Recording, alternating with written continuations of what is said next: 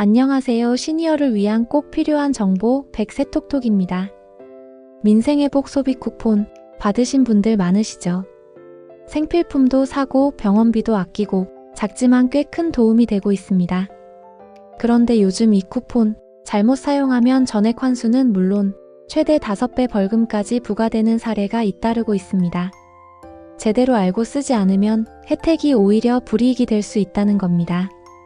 단 한 번의 실수로 소중한 정부 지원을 모두 잃게 되는 우리 시니어님들만큼은 절대 없으셔야 합니다. 그런데 문제는 이러한 심각성을 잘 모르고 위험한 방식으로 사용하는 분들이 많다는 점입니다. 실제로 제 영상 댓글만 봐도 이렇게 사용해도 괜찮나요? 나는 이렇게 썼는데 문제 없던데요 하는 질문이 계속 올라오고 있습니다. 그래서 오늘 영상은 왜 환수 조치가 이뤄지는지, 어떤 사용이 특히 조심해야 할 사례인지 영상 끝까지 보시고 반드시 확인해 주시기 바랍니다. 그리고 보시면서 우리 시니어님들의 생각도 댓글로 함께 남겨주시면 감사하겠습니다. 본격적으로 들어가기 전에 좋아요와 구독 그리고 알림 설정까지 한번 눌러주시면 큰 힘이 됩니다. 먼저 최근 가장 큰 논란이 되고 있는 건 바로 카드 색상과 금액 노출 문제입니다. 민생회복 소비 쿠폰은 지자체마다 선불카드 형태로 지급되고 있는데요. 광역시도별로 카드 색과 표시 금액이 다르게 제작된 것이 문제의 시작입니다. 예를 들어 광주광역시의 경우 일반 시민에게는 분홍색 카드, 차상위 계층과 한부모 가정에는 초록색, 기초생활수급자에게는 파란색 카드가 지급됐습니다. 또 일부 지역에서는 카드 오른쪽 상단에 18만원, 43만원 등 지급 금액까지 크게 인쇄돼 있었습니다. 즉, 카드를 꺼내는 순간 이 사람이 어떤 소득계층인지 누구나 알 수 있게 된 셈입니다. 실제로 아이가 학원비 내러 갔다가 카드 색깔 때문에 놀림받을까봐 차마 내밀지 못하겠다는 학부모의 이야기도 있었고, 부끄러워서 동네에서 카드 쓰기가 어렵다는 어르신들의 제보도 이어졌습니다. 소득 정보가 무방비로 노출되는 셈이죠. 이러한 상황은 행정 편의를 위한 조치였다고 합니다. 지급 대상과 금액을 쉽게 구분하려 했던 것이지만 수혜자의 인권과 개인정보 보호에는 무감각했다는 비판이 거셌습니다. 이에 대해 대통령은 공급자 중심의 행정 편의주의라고 지적하며 즉시 시정 조치를 지시했습니다. 지자체들은 현재 카드 위에 별도 스티커를 부착하거나 금액 표기를 제거하는 방식으로 수정 작업을 진행 중입니다. 하지만 이미 배포된 카드들로 인해 시민들의 상처와 불편은 여전히 남아 있습니다. 우리 시니어님들의 생각은 어떠신가요? 댓글로 자유롭게 남겨주시면 감사하겠습니다. 그런데 문제는 카드의 외형만 바꾸는 걸로 끝나는 게 아니라는 점입니다. 쿠폰 사용 방식 자체가 목적에서 크게 벗어난 사례들이 지금 곳곳에서 벌어지고 있습니다. 대표적인 것이 바로 요즘 언론과 SNS에서까지 퍼지고 있는 담배깡 현상입니다. 편의점이나 동네 마트에서 실제로 벌어지고 있습니다. 일부 흡연자들 사이에선 이건 흡연 지원금 아니냐는 말까지 나오고, SNS에는 쿠폰으로 담배 3보루 샀다는 인증 사진이 빠르게 확산되고 있는 실정입니다. 겉으로 보기엔 정해진 사용처에서 물건을 산 것이니 문제없어 보일 수도 있습니다. 하지만 이게 왜 위험하냐면 이렇게 산 담배를 모아두었다가 현금으로 되파는 이른바 담배깡 사례로 이어지기 때문입니다. 이는 정부 예산의 소비 활성화 목적과는 전혀 다른 흐름입니다. 오히려 재정이 왜곡된 방향으로 흘러가고 있는 셈이죠. 게다가 담배는 자영업자에게도 큰 도움이 되지 않습니다. 편의점 기준 담배 한 갑당 이익은 고작 5% 내외 4,500원짜리 한 갑을 팔아야 남는 돈은 고작 200원 안팎이라는 겁니다. 반면 생필품이나 식료품은 20에서 30%의 마진이 남기 때문에 이런 상품을 구매해야 실질적인 지역 경제 효과가 생깁니다. 결과적으로 쿠폰을 담배에만 사용하는 건 자영업자도 손해, 국가 재정도 손해, 지역 경제에도 도움이 되지 않는 3중 손실로 이어지는 셈입니다. 정부가 이 부분에 대해 지원 목적과 다르면 부정 사용으로 간주될 수 있다고 밝힌 만큼 우리 시니어님들도 반드시 주의해 주셔야 합니다. 사실상 소비 쿠폰으로 담배 매출이 늘어나는 현상은 자영업자에게도 지역 경제에도 도움이 되지 않습니다. 앞서 말씀드렸듯이 담배는 마진이 극히 낮고 판매량이 늘어날수록 오히려 매출 대비 순이익은 줄어드는 구조입니다. 그런데 이런 현상, 이번 민생회복 소비 쿠폰이 처음이 아닙니다. 이미 코로나19 긴급재난지원금 지급 당시에도 동일한 현상이 반복됐습니다. 당시에도 담배 구매가 집중되면서 일부 유통업체에서는 전년도 대비 담배 매출이 약 4% 이상 증가했다고 발표한 바 있습니다. 이에 대해 전문가들은 이 같은 현상이 정책 효과를 왜곡할 수 있다고 우려하고 있습니다.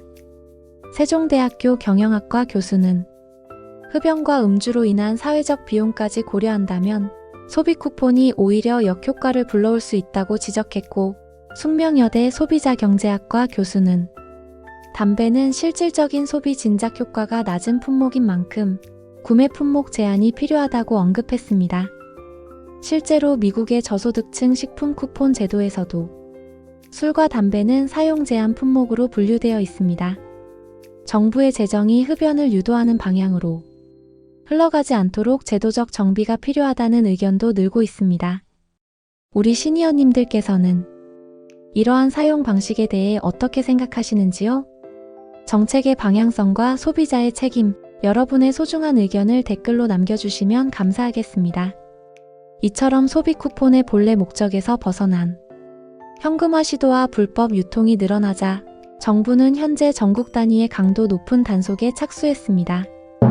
경찰청과 지자체 그리고 카드사까지 함께 나서 다음과 같은 4가지 부정 사용 유형을 집중 단속하고 있습니다. 첫째, 카드깡입니다. 실제로 물건을 사지도 않고 가맹점과 짜고 소비 쿠폰을 카드로 긁은 뒤 일정 금액을 현금으로 되돌려 받는 방식입니다. 예를 들어 15만원짜리 결제를 한 뒤 실제로는 아무 물건도 받지 않고 12만원을 현금으로 받는 경우입니다. 엄연한 불법 환전 행위입니다. 둘째, 판매깡입니다. 역시 실제 거래는 없지만 가맹점이 가짜 매출만 일으켜 카드사나 정부로부터 돈을 받는 방식입니다. 이 역시 가맹점 등록 취소 및 과태료 대상입니다. 셋째, 중고거래 사기입니다. 소비 쿠폰 15만원어치 13만원에 팝니다 하고 글을 올린 뒤 입금만 받고 쿠폰은 보내지 않는 사기 행위입니다. 사기죄로 형사처벌을 받을 수 있습니다. 넷째, 선불카드 양도입니다. 소비 쿠폰이 입금된 카드 자체를 타인에게 넘기는 행위입니다. 카드 줄게 대신 돈만 줘 하는 방식이죠. 이건 전자금융거래법 위반으로 형사처벌 대상이 됩니다.